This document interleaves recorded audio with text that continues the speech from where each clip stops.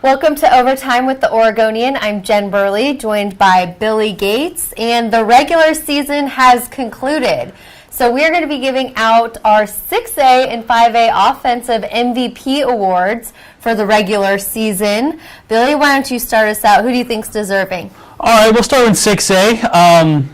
Since he has done everything for his team this season, and I mean that pretty literally, Sheldon's Kellen Strom is my pick for the 6A offensive most valuable player. He started out the season as a very productive wide receiver, had a couple receiving games of 200 yards, an injury to Justin Herbert at quarterback. Strom steps in, not your prototype traditional quarterback, but still able to put together quite the season. Had a total of 2,076 total yards. It's crazy. 796 passing yards for 5 touchdowns, 918 rushing yards for 13 touchdowns, and then 362 receiving yards for 6 touchdowns. So, I mean, he literally does it all for the Irish, and they are where they are because of him. Strom has some great numbers there, but I'm going to go with Westview quarterback Austin Brisby. He's completed an impressive 203 of 312 passes. That's 65% of his passes there. He's also thrown for 2,989 yards and 35 touchdowns. Brisby and his number 12 Wildcats are going to be playing against Lake Ridge on Friday, so that's a big game right there. What about from the 5A class? From the 5A classification, I've got a couple quarterbacks that I'd like to mention. Springfield's Trevor Watson, a little bit banged up early in the season with an ankle issue, but now he's healthy and he is just lighting people up. He's completed 60% of his passes for almost 2,000 yards, 1,929 to be specific.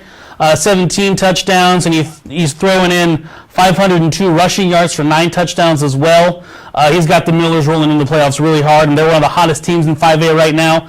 And Hermiston's Chase Canutes out east, and we hardly hear about those guys out there, but Hermiston, they're number 3 in our poll, in our 5A poll, and they're going to make some noise here in the playoffs, and Canutes is a big reason why.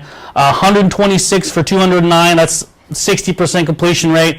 2,144 yards and 28 touchdowns. I mean, the Bulldogs they came down here to Sandy in middle of the season and just throttled the Pioneers, and they seem to be one of the teams that might give Silverton a run for their money here in the playoffs. I mean, obviously the Bulldogs got to get through the playoffs first to see Silverton, but it seems like Hermiston is another type of team that can potentially give the Foxes a run in 5A.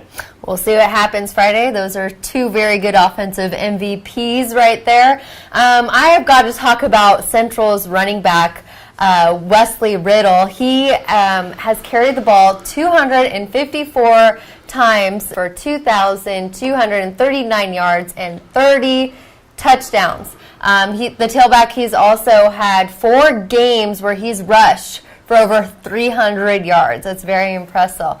He and his teammates are going to be hosting number 11 Wilsonville on Friday, so that is a great first-round matchup as well. That is a great first-round matchup. I mean, the 2 teams that really like to run the ball. Wilsonville prides itself on defense as well, so they're gonna have a challenge stopping Riddle. I mean, Silverton held him to 108 yards, and that's funny when you say he was held to over 100 yards, but I mean that's the kind of year Riddle's had. But yeah, that should be fun.